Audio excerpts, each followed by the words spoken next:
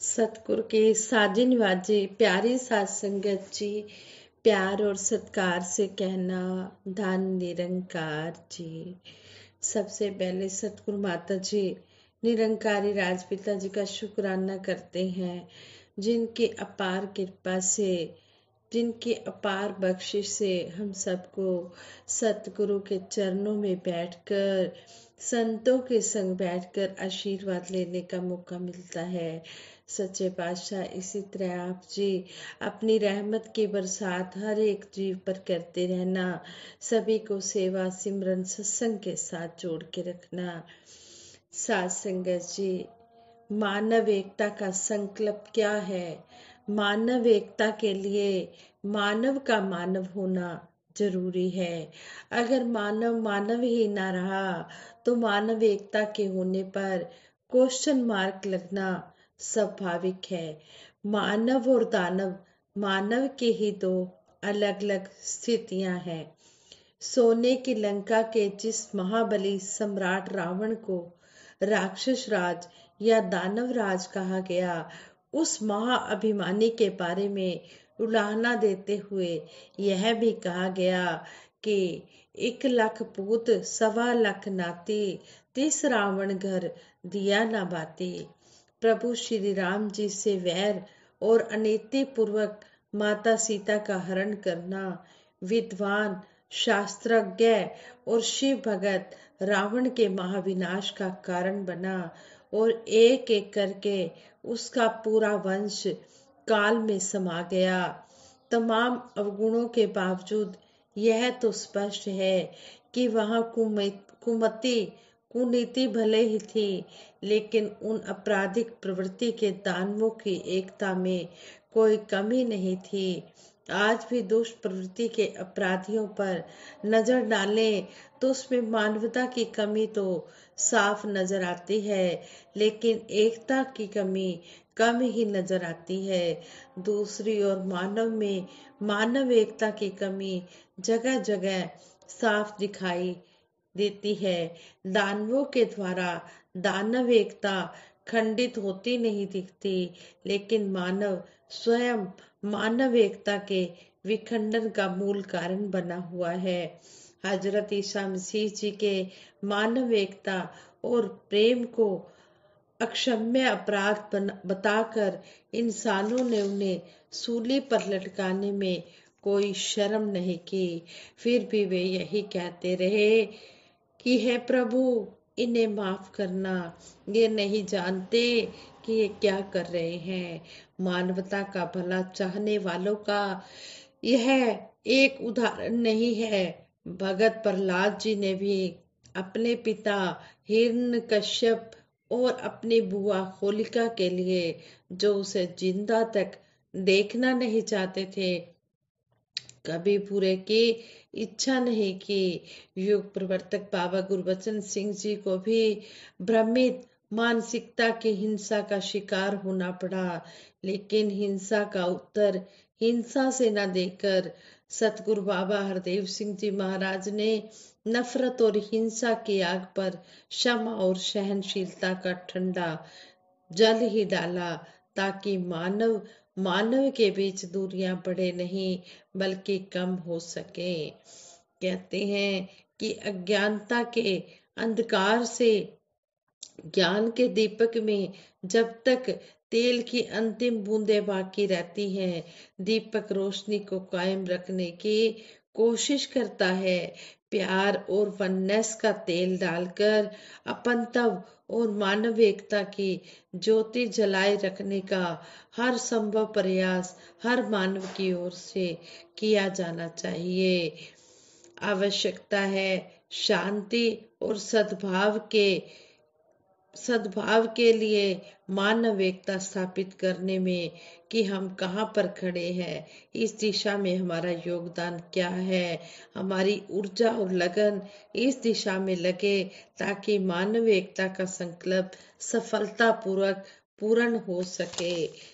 संगत जी, इस तरह मानव एकता के बारे में हमें बाबा गुरबचन सिंह जी महाराज ने स्पष्ट करके समझाया कि मानव को मानव के साथ प्यार से रहना है, मिलजुल कर रहना है।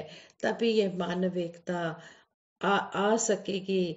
तभी ये मानव एकता दिलों में आएगी, जब हम एक दूसरे को दिल से प्यार करते चले जाएंगे।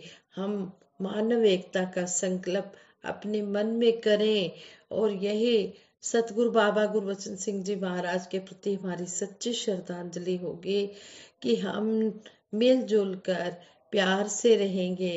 तभी हमारे मनों में ये मानव एकता बस पाएगी।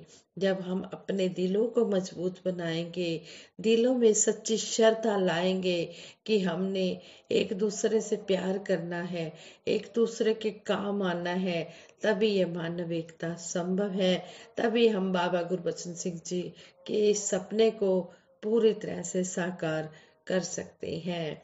ऐसे ही दासी बाबा गुरबचन सिंह जी महाराज की कुछ यादें आप जी के चरणों में रख रही है, आप जी प्रवान करें। कहते हैं वार्षिक संत समागम के दिन थे। हजूर बाबा गुरबचन सिंह जी का ज्यादातर समय समागम के प्रबंध व्यवस्था की रूपरेखा और कल्याणकारी कामों में बीत जाता। इन्हीं दिनों में ही एक महापुरुष बाबा जी के पास आए और बोले, हजूर, दास की बच्ची की मैरिज है, आप जी घर चरण डालकर परिवार को आशीर्वाद देने का समय निकाल सकें तो आपकी बहुत कृपा होगी। हजूर ने उन्हें आशीर्वाद देते हुए फरमाया, दास ने तो उस दिन कई मीटिंग्स रखी हुई हैं। यह भाई साहब जी जो बाबा जी के पास बैठे थे, महात्मा निहाल चंद जी कंवर, उनकी तरफ इशारा करते हुए बाबा जी ने कहा कि यह महात्मा आपके घर पहुंच जाएंगे और बच्ची को आशीर्वाद दे आएंगे। वह महात्मा नमस्कार करके अपने घर चले गए और यह घटना कंवर साहब जी ने स्वयं सुनाई। कहते हैं विवाह का दिन आ गया। दास की ड्यूटी यानी कि महात्मा कंवर सिंह जी अपनी ये बात बता रहे हैं, कह रहे हैं कि विवाह का दिन आ गया, दास की ड्यूटी हजूर बाबा जी ने लगाई। दास बहुत खुश था कि आज मैं हजूर बाबा जी का प्रतिनिधि बनकर मैरिज में जाऊंगा। मेरा सम्मान सेवा सत्कार हजूर जैसा ही होगा। इन्हीं ख्यालों में ही मैं शादी वाले घर पहुंच गया। जाते ही महापुरुषों को धन निरंकार की, परिवार ने भी बड़े प्यार से धन निरंकार की और दास को चेयर पर बिठा दिया। मैरिज की लड़के की मैरिज होने के कारण घर परिवार के मेंबर्स, बारात व अन्य मेहमानों के वेलकम और आवभगत में लग गए। दास चेयर पर बैठा सोच रहा था कि मेरी तरफ तो विशेष ध्यान दिया जाएगा, लेकिन बिजी होने के कारण घर वाले, परिवार वाले ऐसा नहीं कर पाए। गुरु के हुक्म में बंधा दास बैठा तो रहा, लेकिन निराश उदास। शादी हो गई। दास भी नमस्कार करने और अपना मन हल्का करने के लिए निरंकारी भवन पहुंच गया। जैसे ही नमस्कार की, हजूर ने पूछा, उन महापुरुषों के घर गए थे, बच्ची की शादी ठीक ठाक हो गई है? दास खुद को रोक नहीं पाया और कहने लगा, हजूर, आपका हुक्म मानकर दास चला गया, मगर यह बड़े लोग हैं। दास तो आपका प्रतिनिधि बनकर गया था, मगर उन्होंने मुझे एक चेयर पर बिठा दिया और दूसरे मेहमानों को तो देखते ही रह जाते दूसरे मेहमानों को तो देखते ही रह जाते हैं, आंखें खुली की खुली रह जाती हैं। उसके लिए प्रार्थना करते हैं कि वो इस कार्य में सफल हो। ऐसे में कामयाबी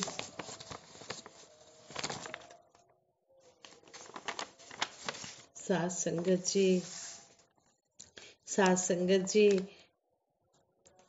वो महात्मा कहने लगे कि हजूर, आपका हुक्म मानकर दास चला गया, मगर यह बड़े लोग हैं। दास तो आपका प्रतिनिधि बनकर गया था, मगर उन्होंने मुझे एक चेयर पर बिठा दिया और दूसरे मेहमानों की खातिरदारी में वो लगे रहे। हजूर कुछ गंभीर होकर फरमाने लगे। बाबा जी ने कहा कि आपने भी उनके साथ लग जाना था, उनका हाथ बटाना था। महापुरुष केवल शामिल ही नहीं होते, बल्कि एक दूसरे की सहायता भी करते हैं।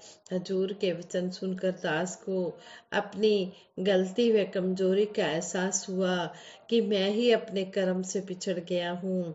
कंवर साहब जी की बात सुनकर दास सोचने लगा, चाहे उन महापुरुषों को हजूर बाबा जी के इस प्रतिनिधि का उचित सम्मान सत्कार करना चाहिए था, लेकिन फिर भी कितना बख्शनहार सतगुरु है जो गुरसिखों के पर्दे ढकता है। हमें भी एक दूसरे के अवगुणों पर पर्दा डालना चाहिए, कभी भी किसी का पर्दा नहीं खोलना चाहिए। इसके साथ ही दास को प्राचीन दास को इतिहास की एक प्राचीन घटना याद आ गई। इतिहास के अनुसार बुल्ले शाह जी के परिवार में लड़की की मैरिज थी। वह अपने पीर इनायत शाह अराई के पास उन्हें शादी पर इनवाइट करने के लिए गए। इनायत शाह जी ने अपने एक अनुयायी को अपने प्रतिनिधि के रूप में भेज दिया। बुल्ले शाह जी शादी में मेहमानों की आवभगत में लगे रहे और इस भगत मेहमान की ओर पूरा ध्यान न दे सके। शादी के बाद जब यह भगत पीर इनायत शाह जी के पास पहुंचा तो उन्होंने शादी का हाल चाल पूछा। उस भगत का मन तो पहले ही भरा पड़ा था। वह एकदम बोल पड़ा, पीर जी, आपने मुझे वहां भेजकर मेरी इंसल्ट करवाई है। बुल्ले शाह तो बस ऊंची जाति के बड़े बड़े लोगों के स्वागत और सेवा में ही बिजी रहा। मैं तो आपका प्रतिनिधि था, मेरा सेवा सत्कार तो बिल्कुल आपके ही तरह होना चाहिए था। लेकिन ये बड़ी जाति वाले चाहे कितने ही भगत हो जाएं, छोटी जाति वालों को नहीं पहचानते। बुल्ले शाह जी शैयद जाति से संबंध रखते थे, जो कि एक ऊंची जाति मानी जाती है। भगत की बात सुनकर पीर इनायत शाह जी बुल्ले शाह जी से रूठ गए, क्योंकि गुरु पीर कभी अपने गुरसिख का निरादर सहन नहीं करते। अपने पीर को मनाने के लिए बुल्ले शाह जी को वैश्य के पास जाकर डांस सीखना पड़ा, नृत्य सीखना पड़ा, जिससे वह बड़ी मुश्किल से अपने गुरु को मनाने में सफल हो गए।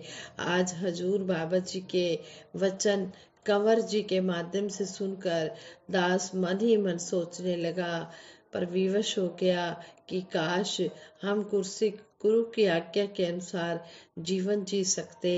आशा के साथ निराशा जुड़ी हुई है।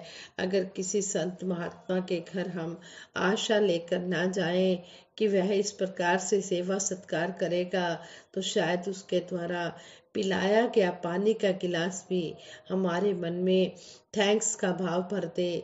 फिर गुरसिख तो दूसरे गुरसिख की कमियों पर पर्दा डालने का काम करता है, जिसके कारण उसकी कमियां भी दूसरे गुरसिखों के द्वारा ढक ली जाती हैं। भगत जहाँ भी जाए वहीं जाकर दूसरों के काम में सहायता करता है। ऐसा करके वह स्वयं भी सेवा का आनंद प्राप्त करता है, साथ ही साथ मिशन के नाम को भी प्रकट करता है। फिर यह ध्यान आया कि अगर वह भगत जो बुल्ले शाह जी के घर गया था वापस लौटकर इनायत शाह जी से शिकायत ना करता, तो शायद बुल्ले शाह जी के जीवन में कड़वे अनुभव ना आते। एक भगत का यही कर्म बनता है कि वह स्वयं भी सतगुरु की खुशी प्राप्त करे और दूसरे भक्तों को भी वह खुशी प्राप्त करने में सहयोग दे। जो गुरसिख सतगुरु के पास जाकर दूसरे गुरसिख की तारीफ करते हैं, वे स्वयं भी गुरु के आशीर्वाद के पात्र बनते हैं और दूसरे को भी आशीर्वाद दिलाने में अपना योगदान देते हैं। बाबा गुरबचन सिंह जी महाराज वर्तमान युग के बहुत ही बहुपक्षीय व्यक्तित्व थे, जिन्हें जितना पास से समझने की कोशिश की गई उतना ही श्रद्धा से सिर झुकता चला गया। जैसे सागर की गहराई में जैसे जैसे उतरते हैं वैसे वैसे बहुमूल्य खजाने इसके अंदर से प्राप्त कर लेते हैं, और फिर भी अनेकों हमारी पहुंच से दूर रह ही जाते हैं। उसी प्रकार बाबा गुरबचन सिंह जी महाराज का व्यक्तित्व था, जिसे जिस किसी ने जिस पक्ष से देखा सदा पूर्ण पाया और इनकी रहनुमाई प्राप्त की। बहुत से ऐसे पक्ष भी होंगे जिन्हें इंसान की सीमित निगाह देख भी ना पाई होगी। ऐसे थे हमारे युग प्रवर्तक बाबा गुरबचन सिंह जी महाराज, जो खुद कर्म करते रहे और हमें भी कर्म करने की शिक्षा देते रहे। जो जो भी सिखाकर हमारे बाबा जी गए हैं, बाबा गुरबचन सिंह जी महाराज गए हैं, हमने उस बात को याद रखना है। मानवता का एक मसीहा आया करने सुखी जहान, खुद गर्जी को जड़ से मिटाने स्वयं हुआ दाता कुर्बान। मानवता की शान का, जीवन की पहचान का मिशन मेरा है एकता और विश्व के कल्याण का। बाबा गुरबचन दी असा याद करूं कुर्बानी, मानवता लई दे गए अपनी जी जिंदगानी। हम सतगुरु बाबा गुरबचन सिंह जी महाराज की जो ये इन्होंने मानवता के ऊपर कुर्बानी दी है, इस कुर्बानी को कभी भी नहीं भुला सकते। आओ दातार से यही अरदास करें, सच्चे पातशाह जो हमारा ये मिशन लगातार दिन प्रतिदिन हमारा परिवार बढ़ता चला जा रहा है, ये इसी तरह भाईचारे भाईचारे के साथ, एकता के साथ ये सारे संसार में मिशन हमेशा ही फैलता रहे। यही सतगुरु के चरणों में अरदास है, बेनती है। सच्चे पातशाह नबी प्यार से रहे, सभी मिलजुल कर रहे, यही मानविकता की निशानी है। साथ संगत जी प्यार से कहना, धन निरंकार।